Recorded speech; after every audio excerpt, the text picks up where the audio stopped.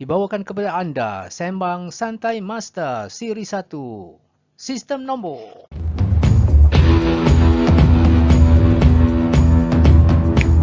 Jadi mula-mula sekali terima kasih pada Master Halim.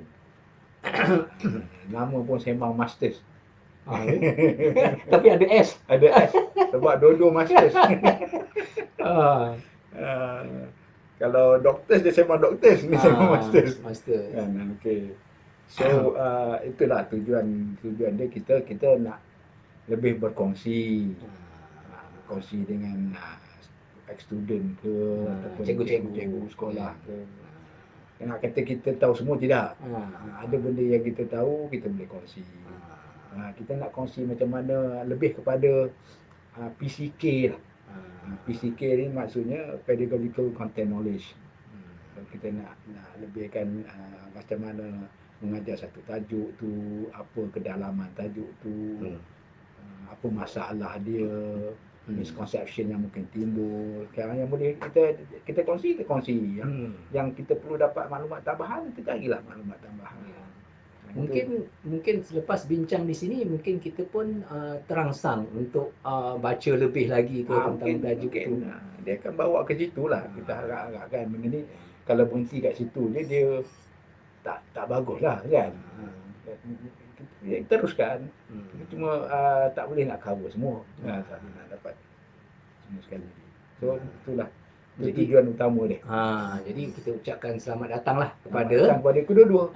Kepada ahli panel. Ahli panel. Kita lah ahli panel, kita lah pengerusi. Dan kita jugalah ahli teknikal, jawatankuasa teknikal. Jadi kita ucapkan selamat datang juga kepada penonton kita. Jadi terbuka. Kita punya sesi ni terbuka kepada siapa-siapa pun boleh. Nak tanyalah ustaz bukan? Tanyalah pensyarah. Boleh. So boleh maksudnya kalau guru tu makna guru sekolah rendah boleh, sekolah menengah boleh. Kita punya tajuk ni pun umum. Kalau benda yang kita bincang tu nanti benda yang kita dah tahu, anggaplah sebagai ulang kaji. Kalau ada benda baru tu, alhamdulillah lah. Maknanya ada penambahan ilmu. Tak ada apa yang rugi maksudnya. Tak ada apa. Jadi kita pun nambah ilmu kan. Kita mungkin ada orang nak tanya benda yang kita tak terfikir kan. Tapi kita tadi silap satu, kita terlupa nak bawa air pisang ke apa. Itu okey. Lain kali lah kot. Kena ada tu. Baru dia panggil santai. Okey, so itu hari ni kita nak cakap tentang nombor. Nombor ni kebanyakan bab sejarah ni Master Halim ni lebih pakar lah. Tak, maksudnya mana lebih mendalam lah. Tak, maksudnya sejarah ni dia maknanya asal usul macam kita nak kenal orang, maksudnya seorang tu yang kita nak kenal secara mendalam, kita kena tahu dia punya mak dia siapa, ayah dia siapa, kampung dia kat mana. Lepas tu kalau nak detail lagi, dia punya background dia, sekolah dulu kat mana, sekolah rendahnya, sekolah menengahnya, tadika dia. Jauhnya.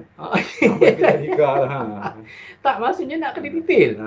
Baru kita menghayati kehadiran seseorang tu, orang tu.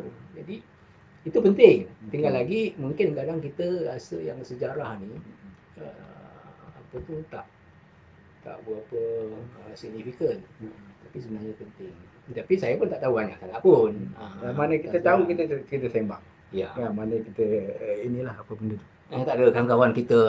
Fatih tanya. Alhamdulillah kita orang semua sihat ni. Alhamdulillah. Okey, apa khabar orang Kelantan? Maknanya Fatih di Kelantan tak silap. Ada Kelantan tak balik lagi. Tak tahu dia ni semester baru dah buka ni, tak tahu dia balik ke tak. Tinggal lagi nampak tadi pendaftaran pelajar baru. Hari ni pelajar baru. Minggu depan lah tu. Minggu depan dia orang mula kelas. Tapi Fatih dah habis belajar sini. Dia habis dah. Dah habis. Okey. Jadi boleh mula dengan itulah. Kita nak nombor ni. Nombor kita nak tahu juga macam apa asal usul nombor ni. Mungkin kita nanti boleh bincang tentang apa beza nombor dengan angka. Kan? Nombor dengan angka.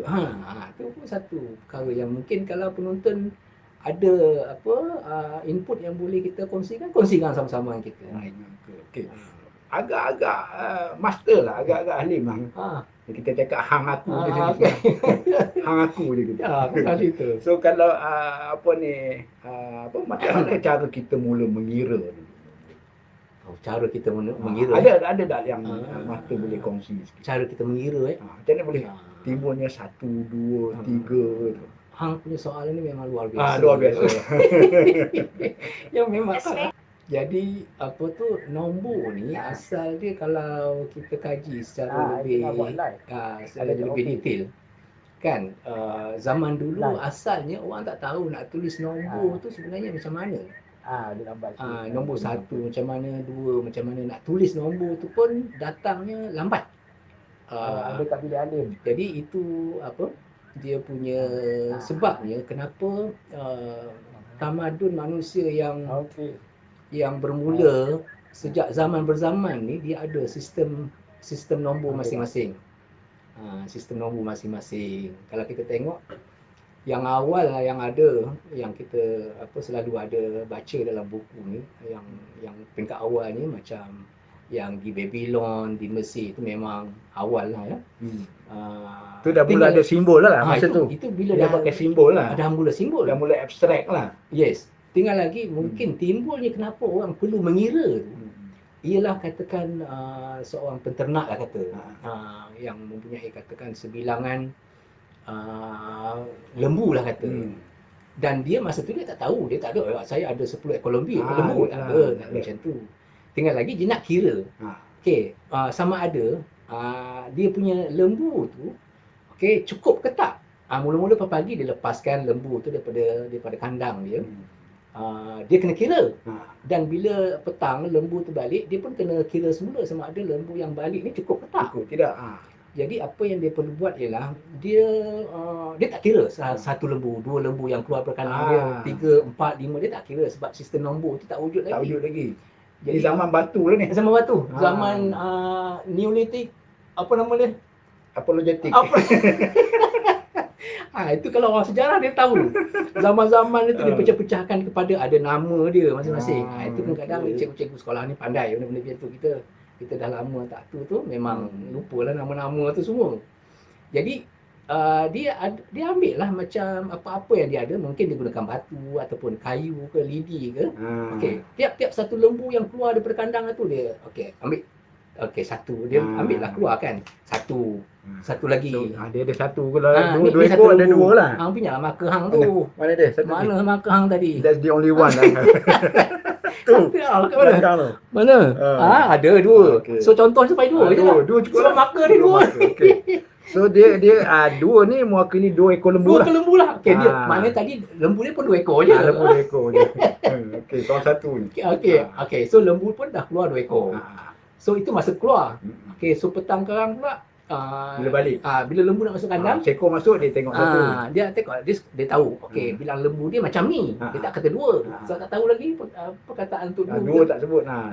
So apa tu dia dia tak asal je ni lembu.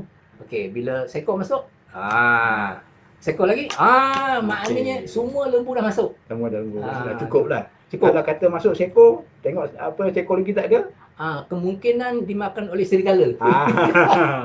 So apa yang berlaku, nak tambah sikit Alim cakap tadi. Ini secara tak langsung dalam proses matematik ni dia panggil pemetaan. Yes. Dia panggil one to one correspondence, pemetaan satu dengan satu. So secara tak langsung pemikiran pemetaan tu dah berlaku. Satu ni merujuk pada seekor lembu pertama, yang kedua merujuk seekor lembu kedua. Jadi dia tidak ada berlaku overlapping. Maknanya itu satu-satu koresponden. Maknanya itu cara dia mengira sebelum tu kan. Ataupun kita namakan sekarang ni kita panggil tally lah. Tally lah. Kalau kita buat 1 1 1 lepas ikut 5, ikut 5. Kita ikat dia. Sebab tu di dinding-dinding tu banyak dia pakai tally benda tu kan. Dia marking pemetaan tu. Hari yang dibawa dalam penjara. Kalau di Mesir tu dia punya lukisan dari segi perwakilan nombor dalam bentuk tulisan tu memang banyak. Dia suka melukis. Dia pakai gambar. Gambar. Belum lagi timbul simbol yang kita pakai sekarang lah. Tak ada, memang gambar Mesir memang tak ada. Dia punya simbol dia ikut budaya dia tau. Masa macam di Mesir tu kalau satu tu ada nombor dia. Yang saya ingat tu gambar orang pun ada. Dan gambar orang tu kalau bentuk orang tu tangan dia ke atas macam tu, dia mewakili berapa puluh ribu tak maknanya. Dia dah grouping lah. Dah grouping. Grouping satu. Jadi proses penulisan nombor tu dia berkembang. Okey, satu tamadun kepada tamadun yang lain. Yang kita tahu yang paling basic ialah yang daripada Babylon dengan yang Mesir. Memang dia macam serentak lah kedua-dua tu. Jadi dalam sistem penomboran masing-masing tu ada yang ada sifar, ada yang tak ada sifar. Yang sifarnya datang kemudian. Kalau kita lihat yang Mesir punya sistem nombor, dia sifar tak ada. In fact Babylon pun tak ada. In fact Rome pun tak ada. Roman punya sistem nombor tak ada sifar. Jadi yang kita tahu sifar tu datang kemudian.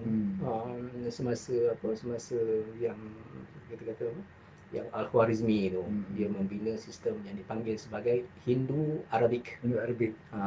Sistem sifar ni, kita interrupt sikit. Sistem sifar ni, kalau sebelum Hindu-Arabic tu dah ada sistem sifar dipakai oleh kerajaan Mayan. Yes. Di Amerika Selatan. Kalau tak salah lah. Amerika Utara. Amerika Utara. Oh ya, Amerika Utara. Ataupun tengah lah kita ambil. Tengah. Ya, Amerika Utara, Amerika ni Trump. Itu bukan. Dia tengah. Dia tengah. Amerika Utara, Yes. US.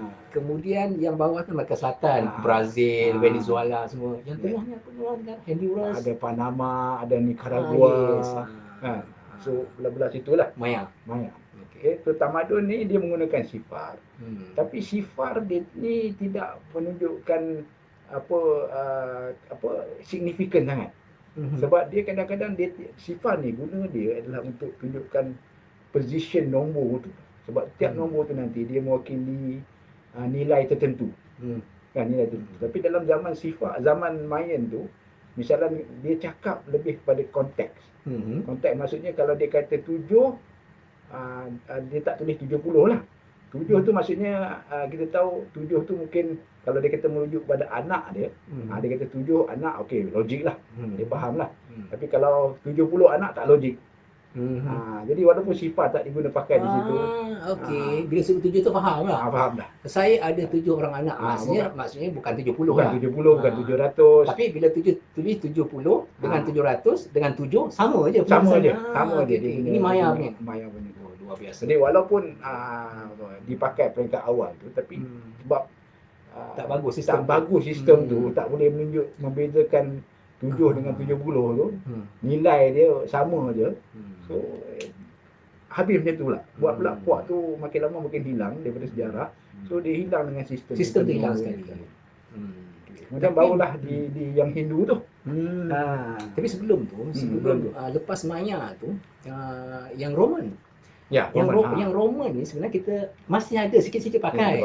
Dalam buku teks kita pun di bahagian depan ni, tu. Hari-hari Kesultanan. Okey, ada guna Roman lah. Kadang-kadang kita ada guna Roman tu untuk mungkin style kot. Ada benda yang rasmi lah. Yang rasmi kadang kita tulis. Macam Super Bowl pakai Roman.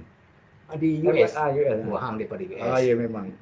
Memang bekas penuntut ke baju US. Jadi nak ceritanya bahawa bila kita tak boleh nak kata macam satu-satu sistem nombor tu tak bagus. Mungkin itulah yang dia ada masa tu. Maksudnya itu yang maknanya ilmu yang ada masa tu mungkin itu saja yang ada. So tapi sekarang ni sebab sistem semua dah complete dah. So bila kita lihat balik kepada sistem Maya, kepada sistem nombor daripada Rom, yang Egypt punya, kemudian Babylon punya, kita nampaklah kekurangan dia. Satu-satu tu tinggal lagi dengan sistem yang ada sekarang ni yang kita panggil tadi, sistem nombor tu kan, dia memudahkan banyak perkara. Kalau kita bandingkan dengan yang Roman ni, yang tak ada zero, tak ada kosong ni, okay, dia banyak masalah dan dia tidak menggunakan nilai tempat. Nilai tempat. Position dia tak pakai. Nilai tempat tu macam bila ada nilai tempat, penambahan, penolakan, pembahagian dan pendarabkan semua jadi boleh mudah. dilaksanakan. Itu gambar yang hang tunjuk aku kata gambar orang. orang. Itu yang gambar orang di Mesir. Berapa ribu? Di Mesir. So yang kat tangan tu 1 juta. Dia dah sampai 1 juta. Katak tu apa? Katak ni ramai. 100,000 Katak ada 1,000. 100,000. Maknanya dia menggunakan benda yang ada dalam kehidupan dia di zaman tertentu ni sebagai mewakili nombor. Okey, yang Mesir tadi katak 100,000. Gambar orang tu ialah sejuta. Tapi yang penting dia dah mula pemikiran grouping ni. Ya. Pemikiran grouping ni sebenarnya membawa kepada satu konsep baru nanti yang kita akan bincang kemudian lah, yang kita namakan sebagai set theory set. Okey. Yang grouping nombor ni. Ini satu development of new knowledge in mathematics based on the regrouping of numbers tu tadi. Bila sebut tentang set tu memang satu tajuk yang menarik sebab dia punya pelopor pun ramai kat situ. Antaranya siapa? Cantor lah. Dia macam bapa kepada teori set. Itu kita akan bincang nanti lah. Itu kita akan bincang kemudian. Sekarang ni kita nak fokus kepada nombor. Tetapi Cantor tu pun dia banyak cerita tentang nombor. Set nombor juga. Set nombor juga. Tapi mungkin berkesempatan untuk kita perkenalkan sikit. Boleh. Set nombor yang kita panggil yang infinite. Macam nombor ni. Set nombor nyata, set nombor bulat, kan dia infinite. Itu yang dikaji oleh Cantor, dan dia menyatakan bahawa walaupun set ni infinity, tetapi satu set dengan set yang lain tu berbeza dari segi dia punya cardinality. Itu kita bincang kemudian. Tengok nanti kita tengok contoh-contoh nombor tu. Yang saya rasa itu balik pada yang Roman tadi. Okey, yang Roman tadi. Masalah dia tak boleh buat penambahan penolakan Roman. Tak boleh. Tinggal lagi leceh. Leceh. Dan kita nak menulis nombor pun leceh. Nak menulis nombor yang besar-besar. Kalau 85 dia nak jadi ditulis. 85 dia menggunakan L. L tu dah 40 kali. L tu 50. 50 lepas tu 10 tu X kan. So L kalau 80 L itu 50, kemudian X. V. Dia kata apa? 85. Oh, ada 5 V. Aku ingat panjang lah tu. Panjang. Kalau kata benda je 85 je. Nak menulis dia seksa. Tinggal lagi. Position tak ada tu. Position tak ada. Tak ada position. Dia punya konsepnya lebih kepada penambahan saja. Dia tambah lah. Tambah je. 50, 35. Apa dia kata? Hang ingat L ni okey. L ni 50. Lepas tu X tu 10. Lepas tu 50 tambah 10 tambah 10 tambah 10 tambah 5. So tambahkan 50 tambah 10 tambah 10 tambah 10 tambah 5 tu 85. Position tak ada. Ada. Minta maaf. Sebab apa? Bila nombor yang kecil di sebelah kanan, dia tambah. Hang tahu sebab apa? Kenapa kita tulis 4 IV? Sebab I tu kan dia kecil daripada 5. Bila kita letak dia sebelah kiri, maknanya 5 tolak 1. 5 tolak 1. Tu tolak lah. Tolak. Tapi still position tu. Position tu maknanya bila hang letak position dia sebelah kiri atau sebelah kanan. Position okey. Ada segi tu, dari aspek tu. Kalau hang letak sebelah kanan, dia jadi tambah. Kalau letak sebelah kiri nombor yang kecil tu jadi tolak. Tu sebab 4, 5 tolak 1. Kita letak I tu sebelah kiri. 6 VI sebab 5 tambah 1. Itu maksud dia. Okey. Tapi penolakan agak rumit lah. Rumit. Okey, tak apa. Alright. So apa beza dengan sistem baru ni yang guna dia ada grouping, grouping by 10 lah. Kan 10, 100, 1000. Ya. Dan dia juga ada position. Kan? Tapi semua ni menjadi menjadi kemungkinan ataupun boleh dilaksanakan kerana wujudnya sifar. So explain sikit tentang sifar ni. Peranan sifar. Peranan sifar ni. Mungkin hang boleh mula. Okay. Mulakan. So dia sistem sifar ni dah mula dipakai di Hindu dalam penulisan di India. So nombor Hindu guna sifar tu dah ada. Tapi sebab ialah masa zaman tu dia mengkaji, dia ni merujuk kepada Al-Khwarizmi lah. So dia kaji tentang sistem nombor Hindu ni, dan oleh kerana dia memperkenalkan sistem nombor yang baru ni kepada dunia Eropah pada ketika tu masih zaman gelap dia. Dia guna Roman lagi masa tu. Dan sistem nombor Roman tu pun jatuh sebab jatuhnya kerajaan Roman masa tu. Kan? Jadi dia perkenalkan, sebab tu kita gunakan istilah Hindu-Arab numerical system. Sebab gabungan daripada dua tamadun ni. dua tamadun ni.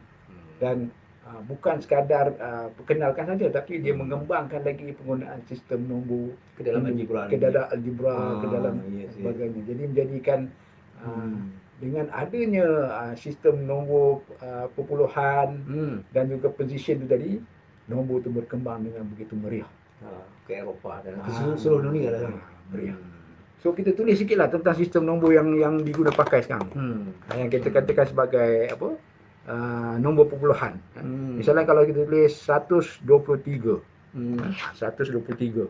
Nampak kan? 123 ni sebenarnya adalah 100. 1 kali dengan 10 2. Itu maksud 100. Tambah 2 kali dengan 10 1. Okey. So 120 yang bagi. Dan tambah 3 darab dengan 10 kosong. So kita ada 123 dibaca 123. So, itu dia punya cerkinan lah. Sebab dia asas 10. Asas dia 10. Asas 10. Dan yang katakan kosong tu tadi, position tu tadi, dia lebih apa, kalau kita kata 103 dengan 130. 130 dengan 103. Okay, dua position ataupun dua nombor yang berlainan. Bukan 13 tidak, sebab kosong tu mainkan kalau tak ada kosong, macam mana hang nak tulis? Tak ada. Kan maknanya 13. 13. Kan yang ini nampak jauh sikit dia lah. meningkatkan lagi apa orang panggil kekeliruan. Okey. Ambiguous lah. In fact, ini kita lanjutkan sikit lagi tentang perpuluhan. Kalau kita ada katakanlah 123.45. 123.45. So macam mana kita tulis dalam bentuk grouping tadi? So kita ada terus saja. 1 kali 102, 10 2, tambah 2 kali 10 1, tambah 3 kali 10 kosong, terus tambah 10 kosong 4 kali 10 negatif 1. Boleh diteruskan? Boleh diteruskan. 5 kali 10 negatif 2. So ini sistem nombor yang kita pakai. Asas 10. Asas 10. Untuk apa penambahan kepada hang punya ni, dia punya proses apa yang hang tulis tu tadi sebenarnya digunakan juga masa zaman zaman yang Babylon tu lah, yang aku sebut tadi. Sebab dalam Babylon punya sistem nombor dia menggunakan asas 60. Asas 60. So kat sini hang tulis 10 kuasa 2, 10 kuasa 1 kan. Kalau kita tengok pula dari segi apa Babylon punya, dia 1 kali 10 60 kuasa 1, 60 kuasa 2 dan seterusnya. Tapi dia punya konsep dia masih sama.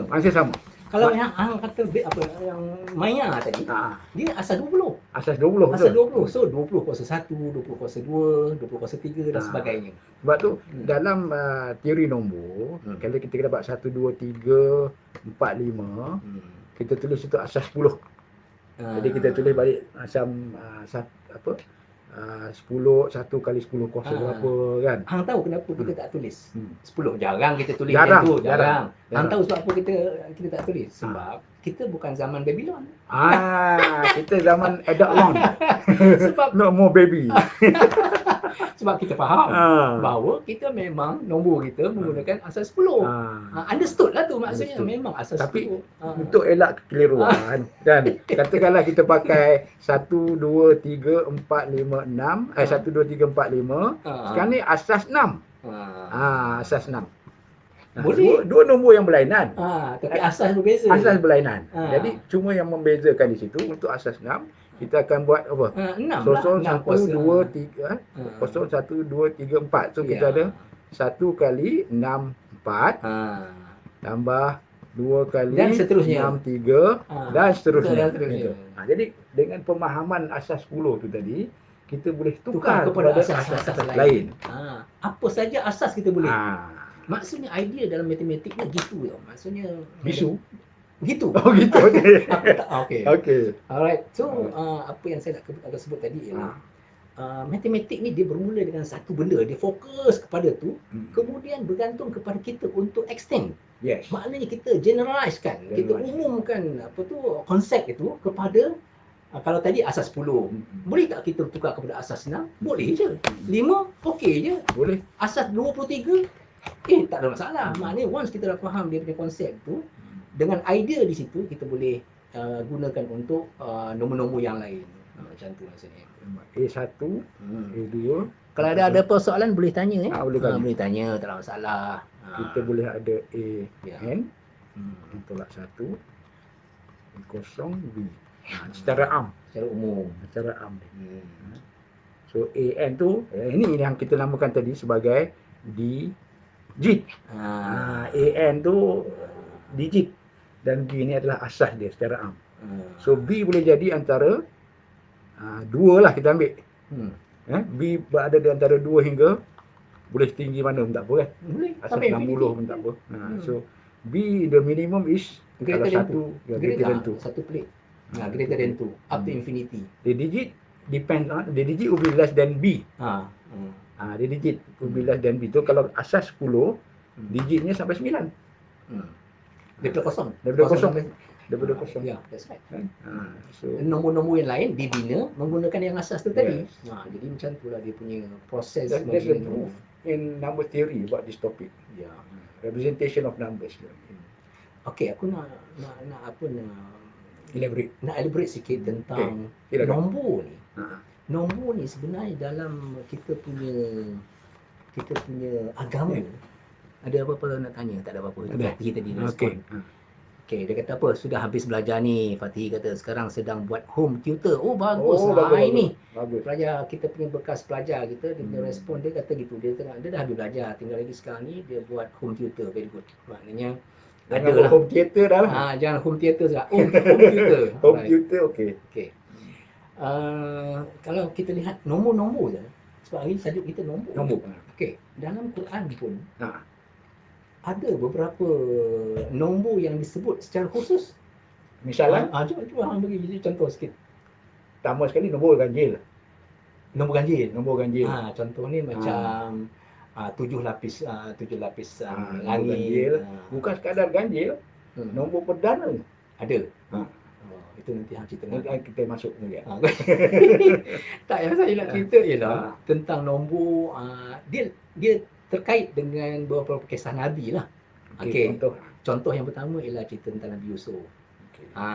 Saya minat cerita tentang Nabi Yusuf ni sebab yang pertama ialah sebab dia punya cerita tu komplit, lengkap dalam satu surah. Dan ada beberapa nombor disebut di situ. Okey. Apa nombor yang disebut dalam cerita Nabi Yusuf? 7 tahun. 7 tahun kering kemarau. Kan?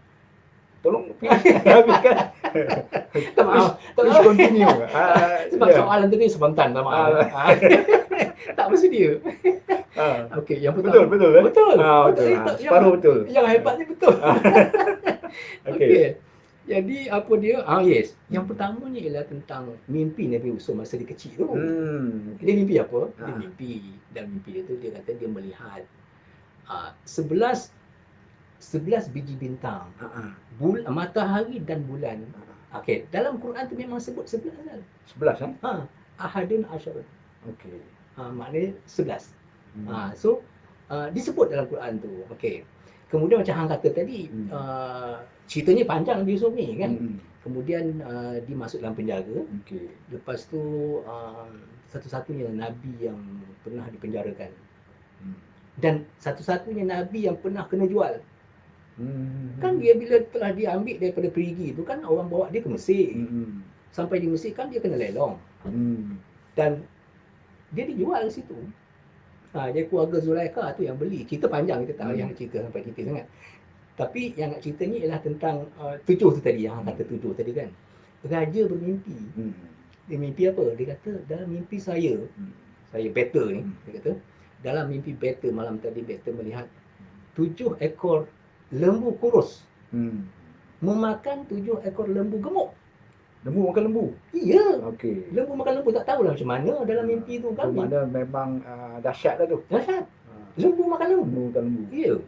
Yang kurus makan yang gemuk pula tu. Ada makna tu. Ada makna. Lepas yang kurus makan gemuk? Iya. Terbalik tu. Itu. Lepas tu malam yang kedua tu mimpi lagi, tapi mimpi kali ini lain pula. Dia lihat apa? 7 tangkai gandum yang hijau dan berserta dengan 7 tangkai daun gandum yang kering. Hmm. Dia tak dia panggil dia punya ahli nujum dia semua, dia kata tolong, okey, semua apa ni ahli-ahli sekian tolong tafsirkan, takwilkan mimpi ni. Tak tahu. Semua tak tahu. Semua tak tahu. Tetapi yang tahu tak apa? Ha. Ada seorang kan dia ada cerita kan, 2 orang yang kawan Nabi Yusuf dalam penjara tu. Seorang ni yang terlepas ni, yang hidup ni, dia kata, saya teringat ada seorang dalam penjara. Dia dulu telah menafsirkan, menakwilkan mimpi saya, dan dia punya takwil tu memang betul. Lepas tu dia tanya siapa dia. Dia kata, tak apa, dia kata kamu pergi ke penjara, kemudian kamu ceritakan tentang mimpi better, dan nanti beritahu apa dia punya takwil mimpi itu. Itu dia cerita. Dia kata akan datang 7 tahun yang kamu boleh bercocok tanam, tanah subur, hujan lebat dan sebagainya. Tapi nanti jangan lupa, dia kata kamu kena simpan gandum tu. Simpan pula gandum tu mesti dengan tangkai sekali. Supaya nanti dia tak cepat busuk ke apa ke. Dan selepas itu datang 7 tahun yang kemarau. Dan kamu nanti boleh makan apa yang kamu telah simpan sebelum ini. So cerita tentang tu yang menarik tentang itu nak cerita tadi. Nombor tu disebut dalam Quran tu kan. Mungkin yang ni hang minat tentang apa? Tentang yang Ashabul Kahfi tu. Yang cerita 300 tahun pun disebut 300 tahun tambah 9 tahun. Tambah 9. Maknanya bila kita cerita tentang Nabi yang penghuni gua ni, dia punya jumlah tahun dia tidur tu, subhanallah. Tidur 309 tahun. Allah Maha Kuasa. Plus 9. 300 plus 9. Lepas tu adalah tafsir menyatakan plus 9 tu kalau gunakan tahun hijrah. Kan kita punya tahun kita kan pendek lagi. Pendek, so dia lari sikit. Yang 300 tu kalau tahun apa? Tahun Masihi. Lepas tu Nabi Yusuf, Nabi Nuh pun 950 tahun. Tuhan cerita. Plus 50. Dia Tuhan cerita yang tadi tu 300 plus 9 kan. Tentang Nabi Nuh pula, dia kata Nabi Nuh ni bersama dengan dia punya kaumnya selama, dia tak kata 950 tahun. Dia kata apa dalam Quran? Dia tak kata 1000. Dia tak kata 1000. Dia kata sini 1000 tolak. Dia 1000 kurang 50. Kurang 50. Kurang 50 maknanya 950. Ada proses penolakan di situ. Okey, itu dia punya. Yang aku nak cerita ialah dalam Quran pun ada disebut beberapa nombor yang khusus macam tu. Jadi menarik bila kita, tapi tak adalah nombor-nombor tu akan jadi mistik ke apa ke, tak adalah. Tak ada. Dia tak main bab-bab tu Tak ada, kita pun tak berani. Kita just baca plain like that. Kalau kisah tu kita faham, rupanya Nabi Nuh dengan dia punya kaum ni lama, 950 tahun. Yang ni pula tidur 309 tahun. Tuhan Maha Kuasa. Yang cerita tentang Nabi Yusuf tu tadi, memang Nabi Yusuf ni Allah bagi banyak dia punya kelebihan, hikmah dia. Dengan godaan dia kena jual, lepas tu adik-beradik dia, macam-macam cerita. Itu semua pengajaran untuk kita. Itulah yang aku nak cerita sikit. Itulah, nombor ni maknanya bukan kadang kita guna dalam matematik ni. Semayang kita keliling pinggang. Keliling pinggang. Bangun pagi telik mata dia main dengan nombor. Bukan main nombor. Bukan. Semuanya bermula dengan nombor, berakhir juga dengan nombor. Yang aku minat betul. Macam umur kita kan. Hang nak pencen, aku pun nak pencen. So maknanya umur kita tu 58. 58 tu kan nombor. Lagi berapa? 60 tolak 58 lagi 2 tahun. Maknanya dia punya pengiraan tu sentiasa kita lakukan setiap hari. Macam nombor pun kadang-kadang kita susun. Kan sistem nombor, sequence kita tahu menaik lah. Kalau kita anak-anak kita, abang kita kata, susun nombor secara menaik, susun secara menurun. Itu namanya tertib. Cara logiknya bila kita ada mathematical thinking, bila kita susun nombor tu, kita tahu kalau 1 kat sini, 2 mesti depan, 3 mesti lepas 2. Secara mathematical thinking ni nama lain. Nama lain tu. Yes. Tapi itulah kalau kita kata kalau dia tak menggunakan mathematical thinking, maka akan berlaku kekacauan. Kekacauan macam mana? Ambil contohlah. Contoh je, ini contoh. Contoh. Misalan Prisin. Putrajaya katakan. Prisin. Prisin. Apa proton sini tak ada Prisin? Ada Prisin juga. Dia panggil PC. Itu PC. Okay. So Gini, Hmm. maksudnya kita agak PC 1, PC 2 lah seterusnya. PC 3 lah. Tetapi yang berlaku ialah PC 1, PC 5, PC 7, PC 4. Tahu sebab apa? Sebab apa? Sebab yang menyusun tu bukan orang matematik. Bukan orang matematik. Tak sepatutnya macam ni, sepatutnya. Setiap individu dalam masyarakat kita sepatutnya alert tentang benda ni. Mungkin ada orang kata, ya aku bukan cikgu matematik pun. Aku ni bukan pensyarah matematik. Tak perlu belajar sangat matematik ni. Tetapi pentingnya tadi kefahaman matematik tu. Sebab yang menyusun bukan orang matematik pun. Tapi kalau dia ada kefahaman mathematical thinking tu tadi, dia menyusunlah dengan baik. 1 di sini, 2, 3, ataupun genap dulu 2, 4, 6, sebelah sini macam ganjil. di barat lah. Di barat. Dia ada rumah kiri kanan tu, sebelah kiri ni semua genap. Sebelah kanan ganjil. Jadi kita nak sorting berlaku dengan senang sebab kita tahu benda tu menurun ataupun menaik. Tapi kita janganlah susun je ni. 1, 2, 3, 4, 5, habis hujung tu 6 balik ke sini. 6, 7. Jadi mana dari segi sortingnya patutnya berterusan. Ini yang kita kata tak payah pandai matematik tapi faham matematik. Dia bila buat benda dibuat dengan betul, dia memudahkan kehidupan. Memudahkan. Itu dia punya. Itu tujuan matematik tu. Hasrat tu. Dia nak memudahkan. Tak boleh jawab tu jadi susah lah. Tapi itu exam oriented is different.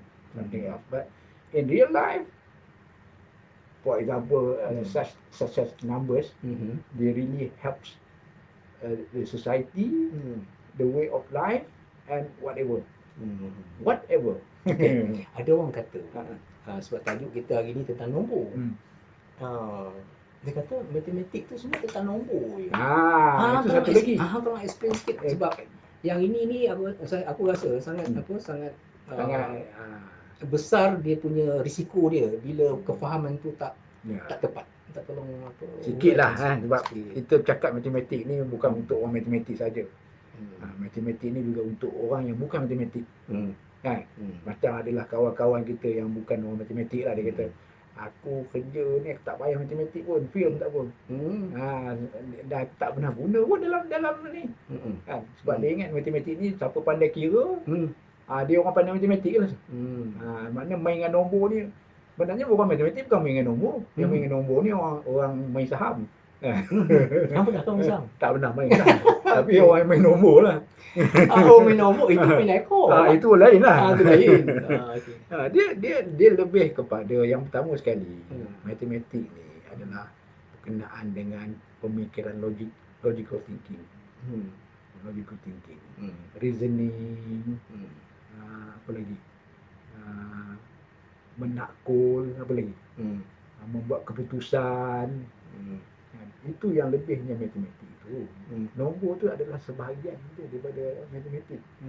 Bukan keseluruhan matematik. Sebab kita pernah dengar kadang-kadang lah, kadang ada kata, dia tu boleh mendarat nombor besar dengan begitu cepat sekali. Dia mesti pandai matematik. Pandai matematik dia. Itu macam mana? Nak respon. Pandai tapi tak bijak. Maknanya tak merangkumi keseluruhan.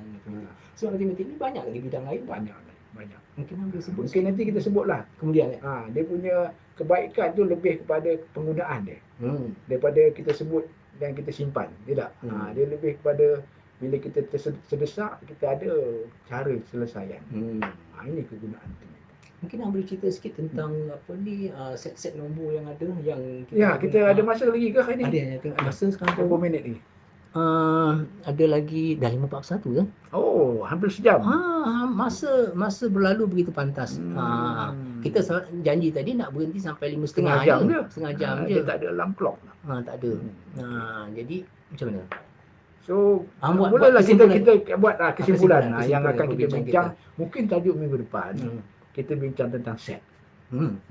Tentang set. Ni semua adalah konsep-konsep yang asas lah, yang basic, very basic konsep.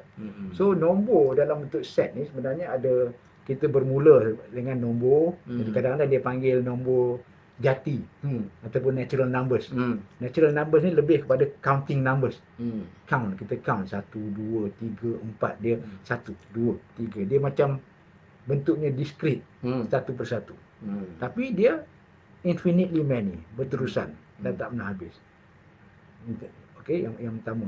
Yang kedua, kita mula ada sifar. Kita gabungkan nombor jati dia tu, nombor natural sifar. numbers tu tadi dengan sifar, unionkan dengan sifar, maka dapat satu sistem nombor baru yang kita namakan dia sebagai nombor bulat. Setengah orang disebutkan nombor natural ni termasuk dengan sifar sekali. Setengah orang. Setengah pentafsir matematik lah. Itu terpulang pada definition. Dia ada mazhab masing-masing. Okey. Okay, so maknanya sifar dan ke atas tu adalah masih lagi counting number. Kemudian timbul nombor negatif. Macam mana boleh timbul nombor negatif? Sebelum tu budak-budak belajar dalam sekolah rendah tu misalnya 5 tolak 3, okey ada jawapan dia. Besar tak kecil lah. Misalnya 3 tolak 3 ada kosong, baru masuk kan. Kemudian 3 tolak 5. 3 tolak 5 berapa? Setakat ni macam kalau kita tanya pelajar sekolah, pelajar sekolah rendah, tak boleh. Tak boleh. Sebab sistem nombor baru belum lagi wujud dalam sistem ni. Jadi kalau sekolah rendah, kita nak kata apa? Katakan soalan tu kita bagi nombor kecil tolak nombor besar. Kepada budak sekolah rendah, kita tahu jawapannya ada. Boleh tak kita kata jawapannya tak ada? Ataupun tak boleh? Jawapannya bagi dia belum wujud lagi. Kita nak kata apa? Jawapan belum wujud. Belum wujud. Kata sebab kita fikir, kita bawa pada sistem katakanlah nombor kompleks. Kalau kita tak belajar nombor kompleks, kita kata jawapannya tiada. No solution. Sebab kita cakap tentang real numbers nanti. Begitu juga pemikiran kita kalau bawa kepada sekolah rendah, sama kita lah tu. kata no solution. Sebab dia belum lagi belajar nombor negatif. Okey. Kan? Cuba buat satu test tengok, uji kanak-kanak 3 tolak 5 apa. Dia akan kata tak boleh. Mungkin kita boleh lagi selamat kalau kita kata ada jawapannya, tapi kamu akan belajar ni kemudian. Lebih selamat. Kan? Maknanya lebih benar apa tu jawapan tu. Tapi elok jangan sebab apa? Jangan bagi soalan macam nombor negatif ni tak diajar di sekolah rendah. Sebab student belum ready. Belum bersedia lagi memikir bagaimana besar kecil tolak besar. Belum lagi dapat make sense lah tentang tu. Sebab tu dia tunggu sampai sekolah menengah. Kemudian dah agak dewasa sikit, dia boleh berbincang sikit. Okey. Okey, now kemudian selesaian dia sebab tadilah sebab kita sistem nombor tu wujud kerana kita cuba dapatkan selesaian kepada sistem, kepada persamaan atau persoalan ni dalam kehidupan. Jadi boleh 3 tolak 5, selesainya adalah negatif 2. So nombor negatif dibuat. So kita wujudkan. Now, timbul pula lagi apabila kita nak selesaikan 2x sama dengan 3. 2x sama dengan 3. So nilai x adalah 3/2. So setakat ni sistem belum wujud. Tidak ada sistem nombor yang dalam bentuk yang kita katakan sebagai pecahan tu. So tidak ada. Jadi kita wujudkan sistem nombor ni, kita namakan sistem nombor nisbah. Yang melibatkan pecahan. Adalah tafsiran yang nanti kita akan elaborate. Okay. Kemudian timbullah pula yang pecahan ni boleh ditulis dalam perpuluhan. Misalan 0.5 adalah 1/2. 0.75 adalah 3/4. Ataupun 0.333333 berterusan 3-nya adalah 3/10. Tetapi ada nombor yang titik perpuluhannya tidak berhenti dan tidak sama, tak berulang. Jadi sistem nombor yang ni tak boleh ditulis dalam bentuk pecahan. Bila tak boleh tulis dalam bentuk pecahan, maka jenis nombor begini kita namakan sebagai irrational. Nombor tak nisbah. Berlawan dengan nombor nisbah. So nombor rasional, nombor nisbah dengan nombor irrational, nombor tak nisbah adalah dua sistem nombor yang komplement, yang saling lengkap melengkapi. Kemudian bila digabungkan dua sistem nombor ni, ini yang membentuk sistem nombor nyata. Real numbers. Real numbers ni satu contoh real numbers yang biasa kita guna pakai yang di sekolah mungkin dianggap 22/7 adalah pi. Pi adalah satu real numbers yang cantik. 0.5 adalah real numbers. Setengah juga adalah real numbers. Negatif 4 juga adalah real numbers. Dia merangkumi yang bawah-bawah dia tadi. Now, bila dah masuk sistem real numbers tadi, maka ada satu persamaan, misalan x kuasa 2 sama dengan negatif 1. Apa nilai x? X kuasa 2 sama dengan negatif 1, nilai x adalah punca kuasa 2 negatif 1. Takat ni di sekolah kita mungkin peningkatan 5 ke bawah, bagi mereka sistem nombor ni belum lagi wujud. Tak ada jawapan. Sebab selesaiannya hanya dalam lingkungan, nombor nyata saja. Jadi macamlah juga pemikiran bagi budak sekolah rendah tadi, dia kata tiada jawapan. Melainkan bila dia lanjut pada peringkat lebih tinggi, rupanya selesaian dalam kompleks nombor. Maknanya ada jawapan dia. Ada jawapan. Jadi mencari selesaian nombor-nombor baru ni masih lagi berterusan. Sebab ada kita tak tahu sistem nombor lain yang mungkin gabungan antara beberapa jenis nombor lain itu tadi. Seolah-olah ni sekarang ni kita dah sampai satu tahap. Kan sistem nombor tu macam dah complete dah. Macam komplit. Seolah-olahnya apa-apa soalan pun ada jawapan dia. Dia lebih kepada tadilah. Masalahnya ialah untuk selesaikan persamaan. Yes. Kan? Kalau ada selesaian persamaan yang masih belum diselesaikan dalam sistem yang sedia ada, maka perlu diwujudkan satu sistem nombor baru. Tapi nampak sekarang ni macam seolah-olahnya tak ada. Macam tak ada. Macam seolah-olahnya apa yang dah ada semua sekarang ni Dah puas hati. Dah puas hati, semua orang dah happy. Betul ke begitu tu? Tapi tak tahu. Dan sebab dari segi research ni macam mana, Allahualam. So mungkin kita dah sampai ke penghujung kita punya sesi pada kali ini. Mungkin kita boleh buat sedikit kesimpulan tentang apa yang kita bincangkan hari ini daripada saya. Daripada saya, kita melihat bahawa sistem nombor ni ialah dia berkembang sejak zaman berzaman, daripada dulu-dulu lagi sampai sekarang ni. Dia punya proses perkembangan sistem nombor itu telah melalui masa yang sangat panjang, dan ada kemajuan dari segi nombor tu. Misal kalau dulu tak ada sifar, sekarang ada sifar, dan sistem nombor sekarang ni kalau kita nak tambah tu mudah sebab dia punya ada kita panggil nilai tempat. Maknanya dia punya sistem nombor tu sendiri menjadi begitu efisien dari segi operasi, dia punya arithmetic dia. Arithmetic operasi ni menjadi mudah bila sistem tu efisien dari segi dia punya nilai digit dia, nilai tempat dan sebagainya. Jadi kalau ini dapat kita fahami dan kita hayati, maknanya kita sentiasa faham bahawa kalau kita belajar peringkat tinggi macam mana pun, sistem nombor ni nanti akan kita bawa bersama kefahaman kita. Bila kita belajar algebra pun, operasi algebra pun macam operasi terhadap nombor. Faham nombor dulu. Tapi asas baru diabstrakkan dalam algebra. Dalam bentuk algebra. Tapi dia punya proses sama. Macam 2x tambah x. Macam 2 tambah 1 juga. 2 tambah 1 masih 3. Tapi adalah 3x. Tu maknanya kefahaman kita tentang nombor tu. Tentang nombor tu kita bawa ke peringkat yang lebih tinggi. Jadi peranan guru di sekolah rendah tu sebenarnya sangat penting untuk mengukuhkan konsep operasi aritmetik terhadap nombor-nombor tu tadi. Jadi sebenarnya kita tak boleh nak kata ala guru sekolah rendah ni kerjanya senang, ajar 1 2 3 tambah tolak darab bagi je, takkan susah sangat. Tak, budak-budaknya pun budak kecil. Budak yang kita panggil baru nak cuba membina kefahaman, budak baru nak up. Itu istilah baru. Istilah mana tak tahu. Baru nak up. Jadi kita kena faham. Dan guru sekolah rendah pula tak boleh nak kata guru tadika. Guru tadika ni apa? Mudah kerja dia. Dia lain. Main-main je. Main makan, sekolah makan. Sekolah makan.